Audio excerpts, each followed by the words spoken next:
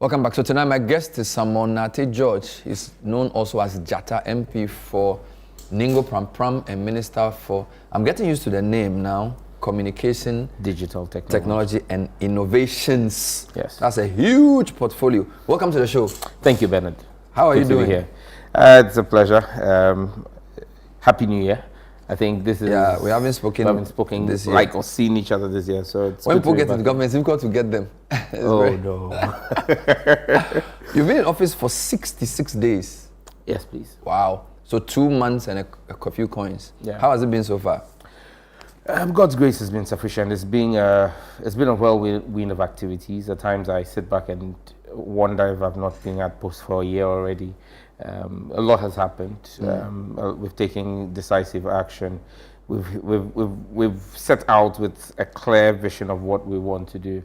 I keep saying that I'm one of the people who will not have an excuse to give the people of Ghana or President Mahama, because for 8 years I've been on the committee overseeing this committee, been one of the most critical voices of the previous administration, chaired the manifesto committee on the digital economy, ICT and innovation. And so basically I think that my work is cut out for me. President Mahama has shown a big amount of trust to put me in this office, and it's trust I intend to repay with diligence and excellence. He's been in office for 97 days, yes, which means that 30 days more than you. Yeah. It was very clear he wanted you to be his communication minister. There seems to be a certain method he used. A lot of you who were ranking members became the ministers. Some were also deputy ministers who graduated. But for you, you were not a deputy minister. No, in his first term I was a presidential staffer. So this is, how different is it being the ranking member on the committee in Parliament to becoming the substantive minister? Well, it's a world of difference. One, you're firing the shots, you're behind the barrel. The other, you're in front of the barrel. The shots are being fired at you. And so, I mean, the expectation is huge, especially, like I keep saying, because of the manner in which I went about my job as ranking member. I was very critical of the minister. I did not hold back when I thought that decisions were taken wrongly. And so, I mean, the expectation is clear, and I've set out to unravel many of the things that I had issues with as ranking member, setting straight, in fact, basically leveling every mountain and filling up every valley is basically what we're doing to make it a plain and make sure that Ghanaians get the best kind of service in that sector. You were vetted for 5 hours, 2 minutes. Minority asked you 218 questions, of which Afenyo Makin asked you 196. Some say you brought this upon yourself because of the way you conducted your politics. So, in hindsight, would you say that maybe the way you conducted your opposition politics could have been a bit different? No, I'll do it again 1,000 times. Same way? Yeah, same way. I mean, a man must have conviction. A man must stand by what he believes in. And I think that when people see the appointments committee or the vetting committee as a platform to settle scores or to basically exact vengeance, it's unfortunate. I thought that Afenyo could have asked, or any other person could have asked, the same number of questions if they were related to the sector. I was being vetted not on my opinions of the Chief Justice or the former President. I was being vetted to occupy the position as Minister for Communication, Digital Technology and Innovation. And I honestly thought that a golden opportunity was lost at the vetting to dive deep into the sector and for me to be able to show the country that I was the best fit, what President Mahama saw to appoint me. I thought that the committee lost its focus in that. Could it be that because you were ranking member for 8 years, they know what you can do in telco, so that was in their interest?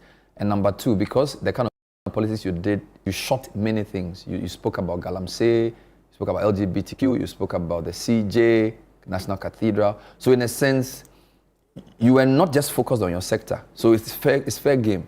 Well, that's why I didn't take offense to it, and I said I took it in my stride. I was prepared for it. I knew what to expect. I knew that I was one of the people who the minority was going to try to make a case with. Mentally, I was prepared for it. And I thought that I think it was fair sport. I mean, like you rightly pointed out, I had an opinion about almost everything, and so it was fair to ask me questions about everything, and that's why even there were instances where the chairman thought that I should decline comment, and I said no, I will answer, because I thought that so long as the Ghanaian people asked a question through a member of parliament, I owe them a response, and I believe that I acquitted myself creditably. Yeah. So I like something you said where you say you must stand by your convictions, and you quote the Bible a lot.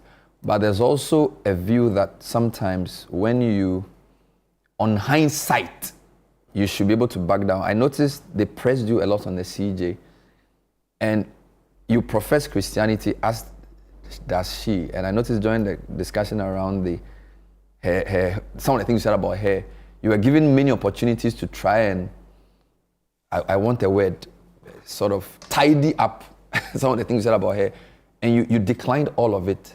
Why was that the case?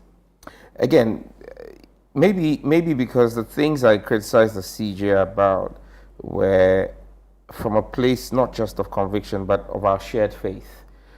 And I believe that for those of us who profess our faith openly and wear our faith on our sleeves, the standards are very high.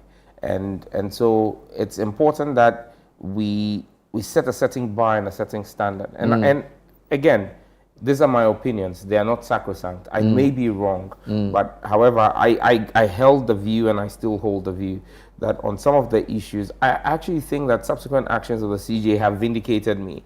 Because my biggest gripe with the CJ at the time was the lack of her using the agency of her office to impose agency in the case. After the demonstration, you saw her begin to give timelines, which is exactly what my argument had been. And we moved on.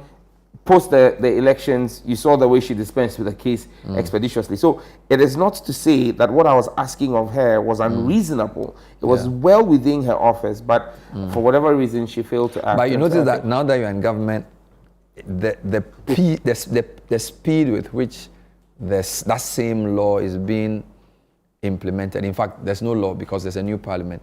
But we don't see the same level of fervor. We don't hear much about it anymore. So let me just state for the records that we have resubmitted the bill, because I mean the view that's held is that, even though I hold the contrary view, but the prevailing view in Parliament is that the law lapsed with the 8th Parliament. And so we've come together again. A number of us signed the same bill as was passed by Parliament.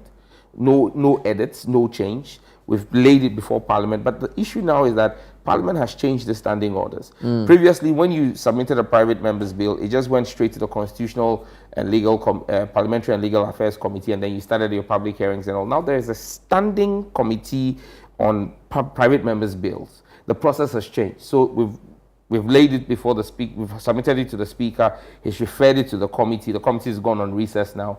The Parliament is on recess, and so we're hoping that when Parliament comes back from recess, the committee would start its public hearings, and then we'll proceed with it. So for me, again, don't forget that when I laid the bill originally in 2021, it was not until 2023 that we began to see the public sittings and all of that.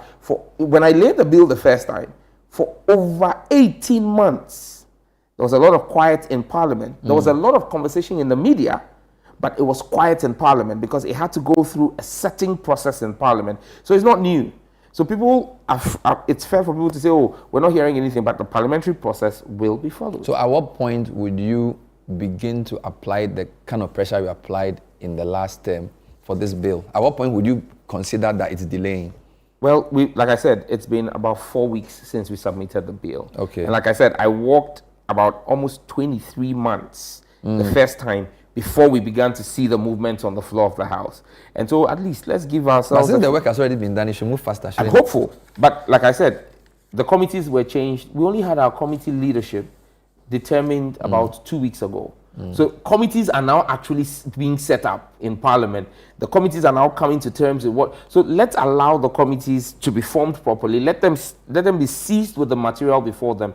And then I will begin to apply pressure on the committee. Because, well, when we laid it before Mr. Speaker, there was no chairman of the committee. So who was I going to put pressure on to work on, because at that time both the majority and the minority had not determined the membership of the committees. That was done. So the 8 of you who pushed this I think bill? this time we were even more than 8. Okay, because some have left parliament. Some have left parliament and new people have come on. I think we're about 12 this time. But you are all from the NDC this time. Oh, no. They're also MPP as well. You see, now interestingly, and that's at times, I don't want to call it politics of convenience, but interestingly, persons who didn't want to have their names on the bill from the MPP side 4 years ago have jumped on it now and put their names. Right now, I think you even have almost the same split of NDC MPP on the bill. So if somebody said you exploited the bill for political advantage, what would be your reaction? That I don't doubt that you believe in the content of the bill, but you also saw a political advantage to be gained in painting the opposition, the government at the time, as not being in favor of Ghanaian family values, which is why you pushed it to the limit that you pushed it. Well, that would be unfair. My actions speak to the contrary. If I'm right, I believe the president had said that he believes this bill should be handled by the state.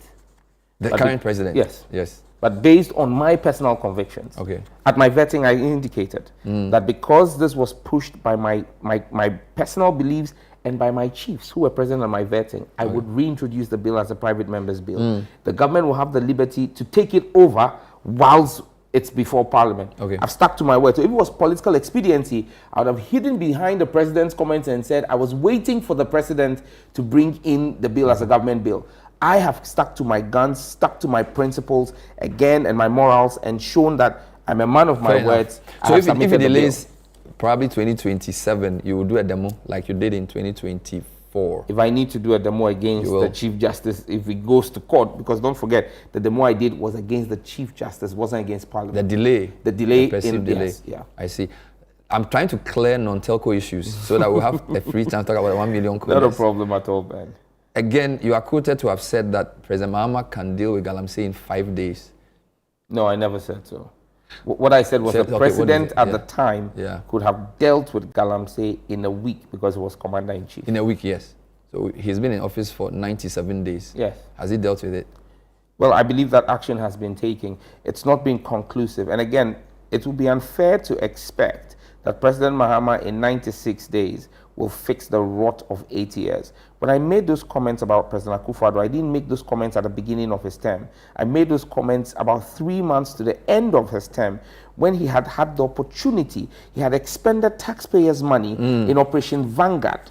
And you had rather seen instances of the people who were supposed to fight this becoming complicit in it. So President Akufo, at the time I made that criticism of President Akufo-Addo, he had had the benefit of almost 8 years in office, a full grasp of the state machinery. He had had the opportunity to take action.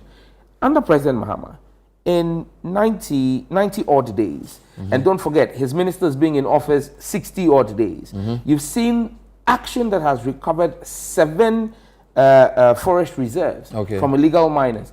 Can we do more? Absolutely. Do I expect to see more? Certainly. But again, like I said, it would be unfair to expect that in 90 days, one man will clean the mess of another for 8 years. So the 1 week point was in relation to the then president? Yes. Not that your candidate, our president now, my tweet was very clear. I said President Akufo-Addo, the buck stopped with him because he was commander-in-chief. But then did you say that Mahama could deal with it in a week? No, I never said so. You said Akufo-Addo should have dealt with it in a week? Yes. Okay, maybe my people pull up the tweet just to be clear. They can pull up the tweet and I can be quoted verbatim. In politics, we also need to be consistent. Yes. And then we need to be clear in I think I myself will be able just to be sure. Okay. Yeah, so that we can all have a look at it. But I mean, as you proceed, I'll find out. But you admit that the pace that this government is using to fight Galamsey is much slower than we anticipated. But Bernard, again, it comes back to anticipation. And anticipation is, look, the level of anticipation for me actually speaks to how low we had sunk under the previous administration.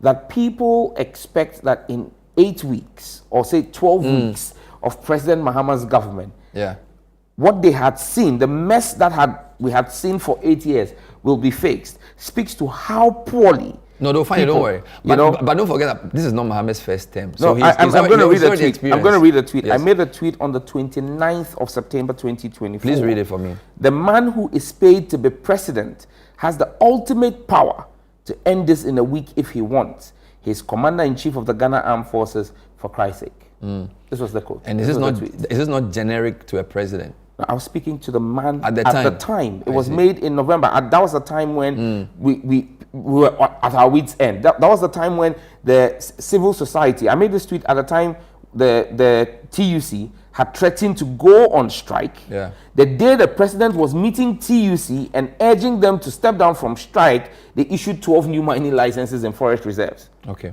In terms of forest reserve, by the way, why did this government choose not to repeal LI 2462, which gives the right for people to be mining forest reserves? Looking at the level of opposition to that, to say that you are only removing the president's power to sort of veto the minister, that's quite, I mean, limited. I hold the personal view that the whole LI should be repealed. That's my personal view. Would you advocate for that in Parliament? Absolutely.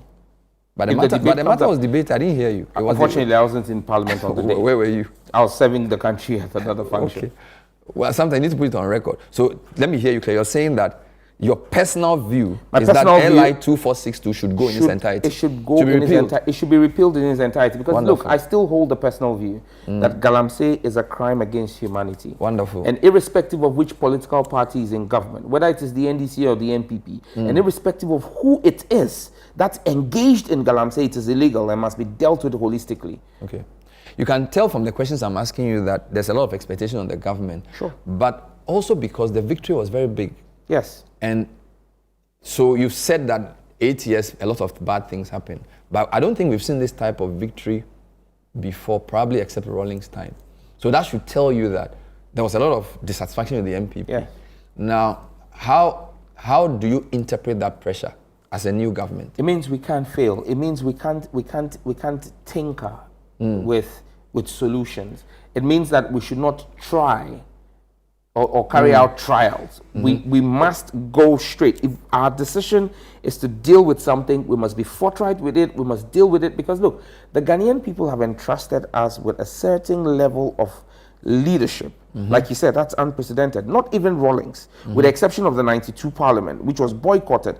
There's been no competitive parliamentary election where a president has the kind of majority that President Mahama has now. It is a clear statement of intent on the part of the Ghanaian people that they expect us to be ruthless with dealing with corruption. They expect us to be candid and forthright with dealing with graft and anything that affects the livelihood of the Ghanaian people. They expect us to deliver with candor in everything that has been entrusted to us. And that's why, for me, I hold the view that it's not in line or in tandem with the kind of margins that we've been giving if we do not go straight and deal with issues as ought to be dealt with. And I'm setting the example in my ministry. I'm not beating around the bush. When I believe that something has to be dealt with, I deal with it decisively, irrespective of what is said about me. I mean, the minorities called me Idi Amin in Parliament. I mean, I take it in my stride. The ministry that you've been appointed to, I can say, is a very strategic ministry because I think the president has said that technology is quite central to what he's trying to achieve. I'm looking at the list of former ministers. I've seen John Bahama. In fact, I've seen Ekospi Ogabra, Mike Ironokwe. I've seen Albert Kandapa, Felix Owuswe Jepong. I've seen Haruna Idrisu. I've seen Omane Boama, Esla Owuswe Kufu. So these are heavyweights, significant names. Just talk to me a bit about what the president said to you in terms of what he expects you to do in this role.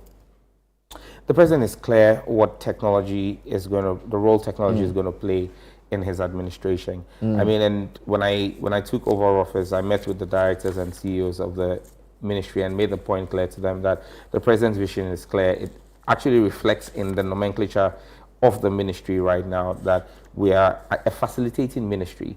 Our work cuts across. And if you look at the work that we've done in the last 8 weeks, we've literally laid out the roadmap for a lot of other ministries. So take, for example, my former leader and big brother, Haruna Idrisu, is working on some connectivity for schools in his ministry, education. At the layer and base of that is my ministry, building the tech platform for that kind of connectivity and spelling out what the the specification should be. My brother and former Chief Whip, Abuja, is looking to reintroduce road tolls using technology, so that you don't have people sitting there, but you have scanners that scan the number plates. But then that means that he also has to deal with my brother Nikwe at transport. So the RFID plates and the RFID readers have to be compatible, and the payment gateways that are going to process that for my brother Atu are also technology driven. We're sitting at the back of that. The whole of government approach that we're building for all the government services is all layered. In fact, even tourism and culture.